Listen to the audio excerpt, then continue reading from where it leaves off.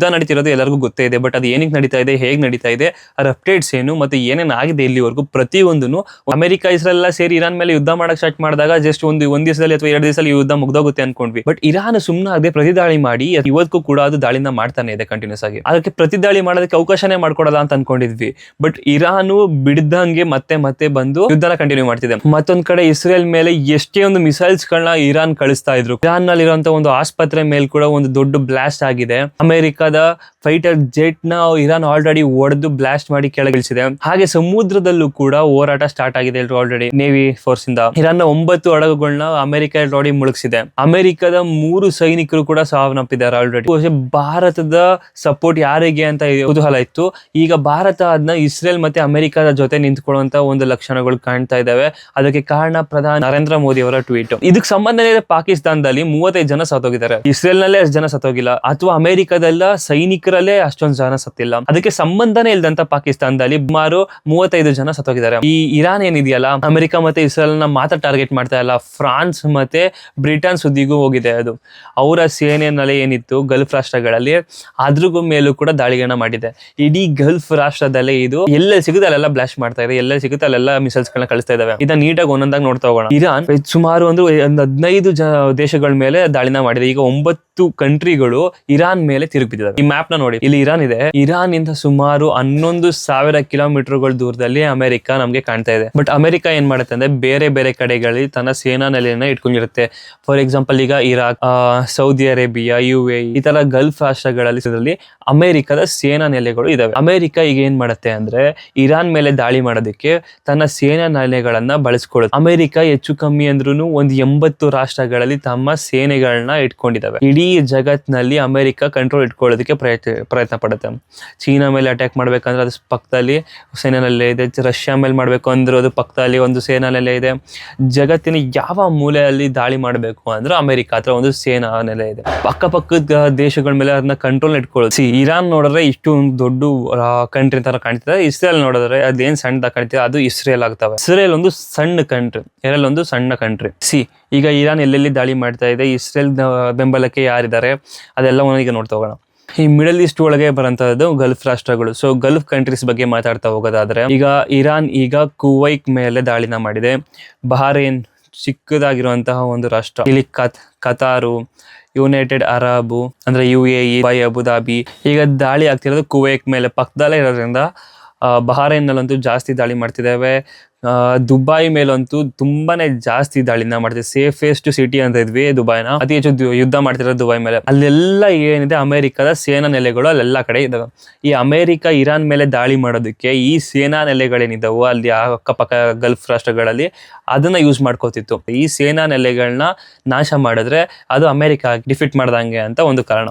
ಎರಡನೇ ಕಾರಣ ಏನಂದ್ರೆ ಈ ಗಲ್ಫ್ ಕಂಟ್ರಿಗಳು ಏನಿದಾವೆ ಅದು ಅಮೆರಿಕ ಜೊತೆಗೆ ನಿಂತಿದ್ದಾವೆ. ಮತ್ತೆ ಇನ್ನೊಂದು ಮಾಹಿತಿ ಪ್ರಕಾರ ಅಮೆರಿಕಾಗೆ ಇಸ್ರೇಲ್ ಅನ್ನ ಈ ಒಂದು ಯುದ್ಧಕ್ಕೆ ಫೋರ್ಸ್ ಮಾಡಿದೆ UAE ನ ಯುವರಾಜ ಅಂತ ಒಂದು ಮಾಹಿತಿನೂ ಇದೆ. ಅವರು ಒತ್ತಾಯಿಸಿದ್ರಂತೆ ಇರಾನ್ ಮೇಲೆ ದಾಳಿ ಮಾಡಿ ಆ ಸಮಸ್ಯೆನ ಕ್ಲಿಯರ್ ಮಾಡ್ಕೋಬೇಡ ಅಂತ. ಅಂಡ್ ಗಲ್ಫ್ ಕಂಟ್ರೀಸ್ಗಳು ತುಂಬಾ ಸೌದಿ ಅರೇಬಿಯಾ ಒಂದು ಅವ್ರ ಜೊತೆಗೆಲ್ಲ ಡೈರೆಕ್ಟ್ ಆಗಿ ಮಿಕ್ಕಿದ ಎಲ್ಲಾ ಕಂಟ್ರಿಗಳು ಕೂಡ ಅಮೆರಿಕ ಮತ್ತೆ ಇಸ್ರೇಲ್ ಜೊತೆಗೆ ನಿಂತ್ಕೊಂಡಿದ್ದಾವೆ. ಮುಸ್ಲಿಂ ಕಂಟ್ರೀಸ್ಗಳು ಆದ್ರೂ ಕೂಡ ನಿಂತಿದ್ದಾವೆ ಅಮೆರಿಕ ಜೊತೆ. ಇನ್ನೊಂದು ಪಾಯಿಂಟ್ ಏನಪ್ಪಾ ಅಂದ್ರೆ ಇಲ್ಲೆಲ್ಲಾ ಕಡೆಗಳಲ್ಲೂ ಇರುವಂತವ್ರು ಸುನ್ನಿ ಮುಸ್ಲಿಮ್ಸು, ಇರಾನ್ ನಲ್ಲಿ ಇರುವಂತವ್ರು ಶಿಯಾ ಮುಸ್ಲಿಮ್ಸು. ಆ ಒಂದು ವಿಷಯ ಕೂಡ ಅಲ್ಲಿ ಯುದ್ಧ ನಡೀತದೆ ಅಂತಾನು ಹೇಳ್ತಿದ್ದಾರೆ. ಇನ್ನೊಂದು ಈ ಮಿಡಲ್ ಈಸ್ಟ್ ಜಾಗಗಳಲ್ಲಿ ಏನಿದೆ, ಈ ಮಿಡಲ್ ಈಸ್ಟ್ ಅಲ್ಲಿ ಲೀಡರ್ ಆಗೋದಕ್ಕೆ ಎಲ್ಲರೂ ಪ್ರಯತ್ನ ಪಡ್ತಾ ಇದ್ರು. ಮುಂಚೆ ಲೀಡರ್ ಆಗಿದ್ದು ಇರಾನ್, ಖಮೇನಿ ಡೆತ್ ಆಯ್ತಲ್ಲ, ಅದಾದ್ಮೇಲೆ ಅವರು ಒಂದು ಮುಸ್ಲಿಂ ಸಮುದಾಯಕ್ಕೆ ಒಂದು ಲೀಡರ್ ಅನ್ನೋ ತರ ಇದ್ರು. ಈಗ ಲೀಡರ್ ಆಗೋದಕ್ಕೂ ಕೂಡ ಒಂದು ಪೈಪೋಟಿ ನಡೀತಾ ಇದೆ ಅಲ್ಲಿ. ಇರಾನ್ನ ಮಲಗಿಸ್ಬಿಟ್ರೆ ಈಗ ಸೌದಿ ಅರೇಬಿಯಾ ನಾನೇ ಒಂದು ಲೀಡ್ ಪೊಸಿಷನ್ಗೆ ಬರ್ಬೋದು ಅನ್ನೋ ತರನೂ ಇದೆ. ಆರ್ಥಿಕವಾಗಿ ಒತ್ತಡ ಕೊಡಬೇಕು ಅಂತ ಕೂಡ ಈ ತರ ಒಂದು ಮಾಡ್ತಿದೆ ಅಂತ ಹೇಳ್ತಾ ಇದ್ದಾರೆ. ಈ ತರ ಮಾಡ್ತಿದ್ದಾರೆ ಅಂತ ಕೂಡ ಹೇಳ್ತಿದ್ದಾರೆ.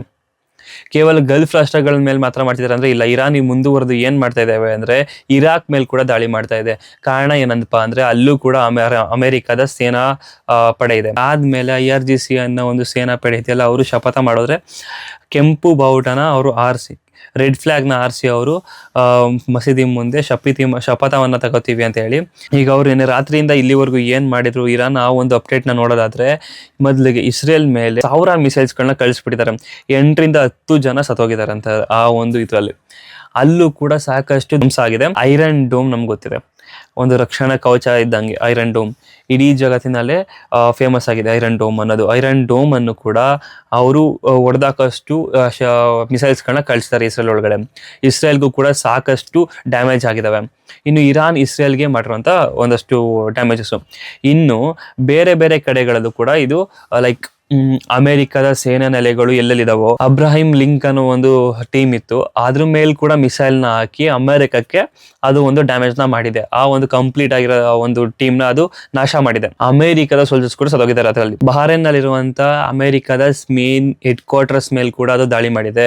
ಕತಾರ್ ನಲ್ಲಿರುವಂತಹ ಸೇನಾ ನೆಲೆ ಕೂಡ ಇರಾನ್ ಕಡೆಯಿಂದ ಆಗಿದೆ. ಅಮೆರಿಕದ ಫೈಟರ್ ಜೆಟ್ F-15 ಅಂತ ಆ ಕುವೈತ್ ನಲ್ಲಿ ಹೋಗ್ತಾ ಇತ್ತು, ಇರಾನ್ ನ ತಲುಪಬೇಕಾಗಿತ್ತು, ಅದು ಕುವೈತ್ ಮೂಲಕ ಹೋಗ್ತಾ ಇತ್ತು. ಆ ಫೈಟರ್ ಜೆಟ್ನು ಕೂಡ ಇರಾನ್ ಈಗ ಹೊಡೆದು ಕೆಳಗೆ ಬೀಳಿಸಿದೆ. ಆ ಒಂದು ವಿಡಿಯೋ ಕೂಡ ಎಲ್ಲ ಸೋಷಿಯಲ್ ಮೀಡಿಯಾದಲ್ಲೂ ವೈರಲ್ ಆಗ್ತಾ ಇದ್ದಾವೆ. ಇರಾನ್ ಹೊಡೆದು ಬೀಳಿಸಿದ ಅಥವಾ ಅದೇನೋ ಟೆಕ್ನಿಕಲ್ ಇಶ್ಯೂ ಆಗೈತಾ ಅನ್ನೋದ್ರ ಬಗ್ಗೆ ಕರೆಕ್ಟಾಗಿ ಮಾಹಿತಿ ಇಲ್ಲ. ಇನ್ನು ಇಸ್ರೇಲ್ ಕಡೆಯಿಂದ ಇರಾನ್ಗೆ ಏನೇನು ಆಯಿತು ಅಂದರೆ, ಇಸ್ರೇಲ್ ಕೂಡ ಇರಾನ್ ಮೇಲೆ ಕಂಟಿನ್ಯೂಸ್ ಆಗಿ ದಾಳಿ ನಡೀತಿದೆ. ಗಾಂಧಿ ಆಸ್ಪತ್ರೆ ಅಂತ ಇತ್ತು, ಆ ಗಾಂಧಿ ಆಸ್ಪತ್ರೆ ಮೇಲೆ ದಾಳಿ ಮಾಡಿದ್ದಾರೆ. ಅಲ್ಲಿ ಮಕ್ಳುಗಳನ್ನ ಉಳಿಸ್ಕೊಳ್ಳೋದಕ್ಕೆ ಪರದಾಡ್ತಿದ್ದಾರೆ ಅನ್ನೋಂಥ ಒಂದಷ್ಟು ಮಾಹಿತಿಗಳಿದಾವೆ. ಮೊನ್ನೆ ತಾನೇ ಒಂದು ಸ್ಕೂಲ್ ಮೇಲೆ ದಾಳಿ ಮಾಡಿ 111 ವಿದ್ಯಾರ್ಥಿಗಳನ್ನ ಸಾಯಿಸ್ತಾರೆ. ಇಸ್ರೇಲ್ ಅಂಥದ್ದೊಂದು ದಾಳಿನ ಮಾಡಿತ್ತು. ಈಗ ಇರಾನ್ನ ಆಸ್ಪತ್ರೆ ಮೇಲೆ ಕೂಡ ದಾಳಿನ ಮಾಡಿದೆ. ಇರಾನ್ನ ಬೇರೆ ಬೇರೆ ಪ್ರದೇಶಗಳ ಮೇಲೆ ಕೂಡ ಈಗ ಆಲ್ರೆಡಿ ಅದು ದಾಳಿನ ಮಾಡ್ತಾ ಇದೆ. ಇನ್ನು ಅಮೆರಿಕ ಏನು ಮಾಡ್ತಾ ಇದೆ ಅಂದರೆ, ಇರಾನ್ನ ಹಡಗುಗಳನ್ನ ಮುಳುಗಿಸಿದೆ. ಹೆಡ್ ಕ್ವಾರ್ಟರ್ಸ್ ಮೇಲೆ ದಾಳಿ ಮಾಡಿದೆ. 9 ಹಡಗುಗಳನ್ನ ಇರಾನ್ದು ಮುಳುಗಿಸ್ಬಿಟ್ಟಿದೆ ಅದು ಆಲ್ರೆಡಿ. ಇದಕ್ಕೆಲ್ಲಕ್ಕಿಂತ ಹೆಚ್ಚಾಗಿ ಇರಾನ್ ಮೇಲೆ ಕೂಡ ತುಂಬಾನೇ ದಾಳಿ ಆಗ್ತಾ ಇದೆ. ಇರಾನ್ ಅಲ್ಲಿ 200ಕ್ಕಿಂತ ಜಾಸ್ತಿ ಜನ ಸತ್ತೋಗಿದ್ದಾರೆ ಈ ಯುದ್ಧದಲ್ಲಿ. ಅಂಡ್ ಅದ್ರ ಮೇಲೆ ಆಗಿರೋಂಥ ಡ್ಯಾಮೇಜಸ್ ಇದಕ್ಕಿಂತ ಎಲ್ಲದಕ್ಕಿಂತ ಜಾಸ್ತಿ ಆಗಿದೆ. ಅಂಡ್ ಇರಾನ್ ಕೂಡ ಸುಮ್ಮನೆ ಕೂತಿಲ್ಲ, ತಿರುಗಿಸಿ ಯುದ್ಧನ ಮಾಡ್ತಾನೆ ಇದೆ. ಇದಾಗಿತ್ತು ಈ ವಿಡಿಯೋ. ನೆಕ್ಸ್ಟ್ ವಿಡಿಯೋದಲ್ಲಿ ಇದಕ್ಕಿಂತ ಇನ್ನೂ ಅಪ್ಡೇಟ್ಸ್ ಏನಿರ್ತದೆ ಅದ್ರ ಜೊತೆಗೆ